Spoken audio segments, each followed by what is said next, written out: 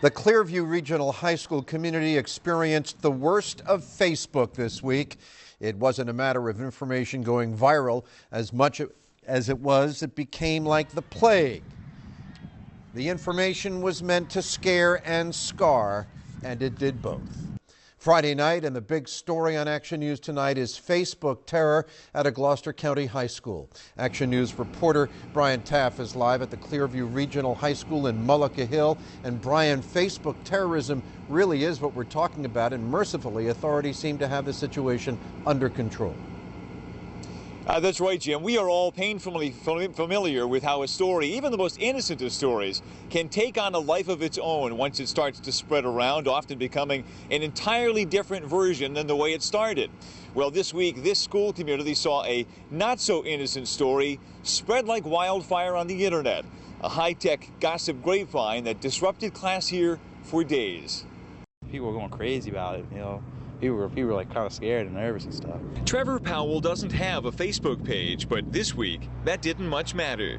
Everyone at Clearview Regional High School was talking about that social networking site and what one person was posting. The threat was he was going to come in like yesterday and show up to school and like rape all these girls and stuff.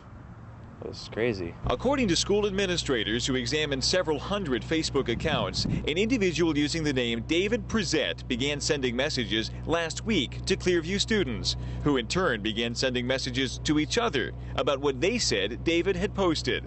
Though his messages have since been deleted by investigators, the school superintendent said in the statement there was never any direct threat to the school.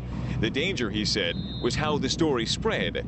Selena Rivera was initially skeptical until her friends started talking about it. About 5 of my friends got messages like that, so it was kind of crazy. By Thursday, 6 days after the messages started appearing, some in the school were totally panicked, fearful of what friends said David Prezett might do. Some people didn't even come to school. There was a lot of people absent yesterday and today.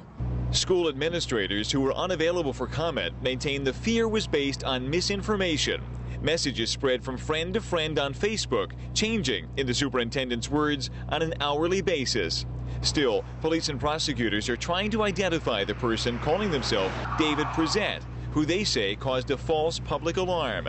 The school community now calmed. Some are finding this a teachable moment about using caution on social networking sites. Yeah, that's why I don't have one.